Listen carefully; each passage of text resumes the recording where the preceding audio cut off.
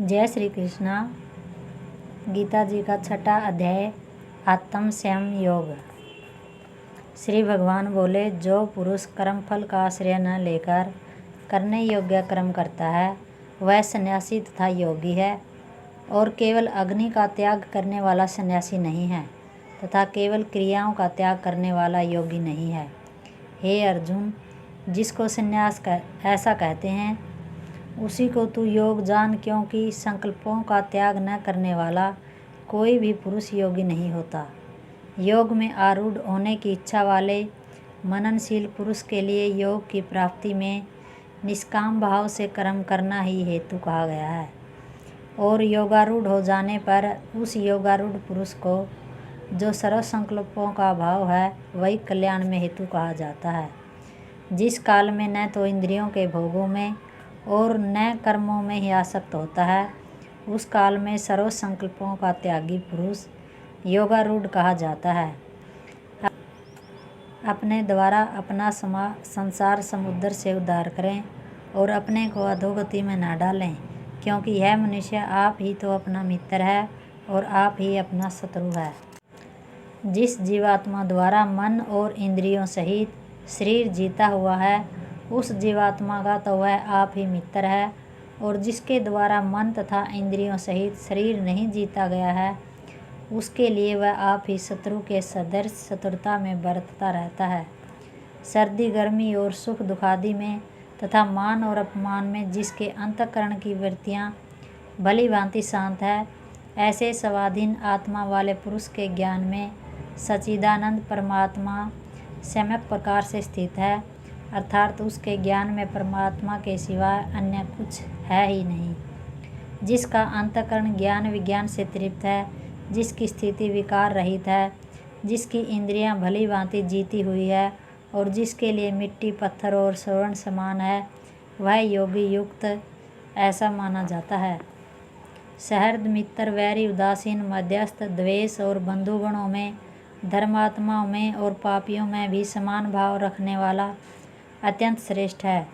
मन और इंद्रियों सहित शरीर को वश में रखने वाला आशा रहित और संग्रह रहित योगी अकेला ही एकांत स्थान में स्थित होकर आत्मा को निरंतर परमात्मा में लगावे। शुद्ध भूमि में और जिसके ऊपर क्रमशः कुशा मृगशाला और वस्त्र बिछे हैं, जो न बहुत ऊंचा है और न बहुत नीचा है,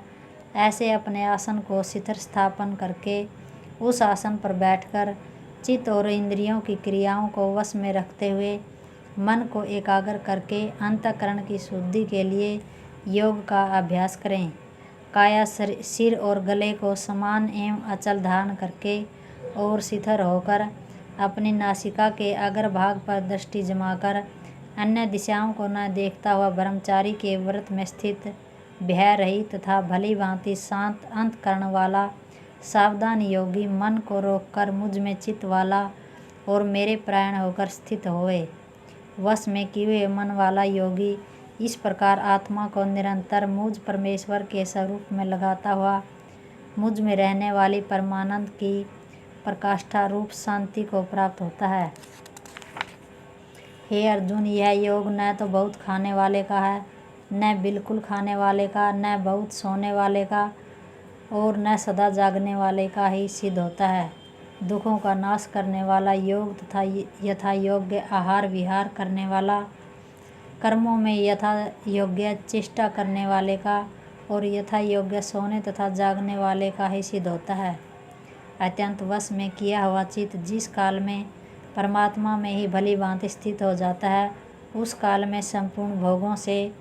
स्पर्शा रहित पुरुष योग युक्त है, ऐसा कहा जाता है। जिस प्रकार वायु रहित स्थान में स्थित दीपक जलायमान नहीं होता, वैसी ही उपमा परमात्मा के ध्यान में लगे हुए योगी के जीते हुए चित्त की कही गई है। योग के अभ्यास से निरुद्ध चित्त जिस अवस्था में उपराम हो जाता है और जिस अवस्था में परमात्मा के ध्यान से शुद्ध हुई सूक्ष्म बुद्धि द्वारा परमात्मा को साक्षात करता हुआ सच्चिदानंद परमात्मा में ही संतुष्ट रहता है, इंद्रियों से अतीत केवल शुद्ध हुई सूक्ष्म बुद्धि द्वारा ग्रहण करने योग्य जो अनंत आनंद है,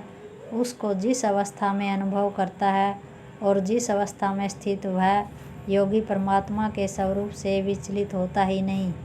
परमात्मा की प्राप्ति रूप जिस लाभ को प्राप्त होकर उससे अधिक दूसरा कुछ भी लाभ नहीं मानता, और परमात्मा प्राप्ति रूप जिस अवस्था में स्थित योगी बड़े भारी दुख से भी चलायमान नहीं होता, जो दुख रूप संसार के संयोग से रहित है तथा जिसका नाम योग है, उसको जानना चाहिए। वह योग न उकताए हुए अर्थात धैर्य और उत्साहयुक्त चित्त से निश्चयपूर्वक करना कर्तव्य है। संकल्प से उत्पन्न होने वाली संपूर्ण कामनाओं को निशेष रूप से त्याग कर और मन के द्वारा इंद्रियों के समुदाय को सभी ओर से भली भांति रोक कर क्रम से अभ्यास करता हुआ उपरति को प्राप्त हो तथा धैर्य युक्त बुद्धि के द्वारा मन को परमात्मा में स्थित करके परमात्मा के सिवाय और कुछ भी चिंतन न करे। यह स्थिर न रहने वाला और चंचल मन जिस शब्दादि विषय के निमित्त से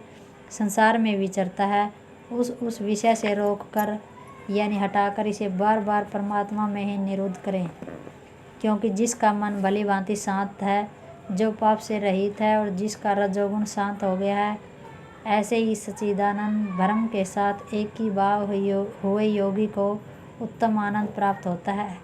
वह पाप रहित योगी इस प्रकार निरंतर आत्मा को परमात्मा में लगाता हुआ सुखपूर्वक परभ्रम परमात्मा की प्राप्ति रूप अनंत आनंद का अनुभव करता है। सर्वव्यापी अनंत चेतन में एक ही भाव से स्थिति रूप योग से युक्त आत्मा वाला तथा सब में समभाव से देखने वाला योगी आत्मा को संपूर्ण भूतों में स्थित और संपूर्ण भूतों को आत्मा में कल्पित देखता है। जो पुरुष संपूर्ण भूतों में सबके आत्म रूप मुझ वासुदेव को ही व्यापक देखता है और संपूर्ण भूतों को मुझ वासुदेव के अंतर्गत देखता है, उसके लिए मैं अदृश्य नहीं होता और वह मेरे लिए अदृश्य नहीं होता। जो पुरुष एक ही भाव में स्थित होकर संपूर्ण भूतों में आत्म रूप से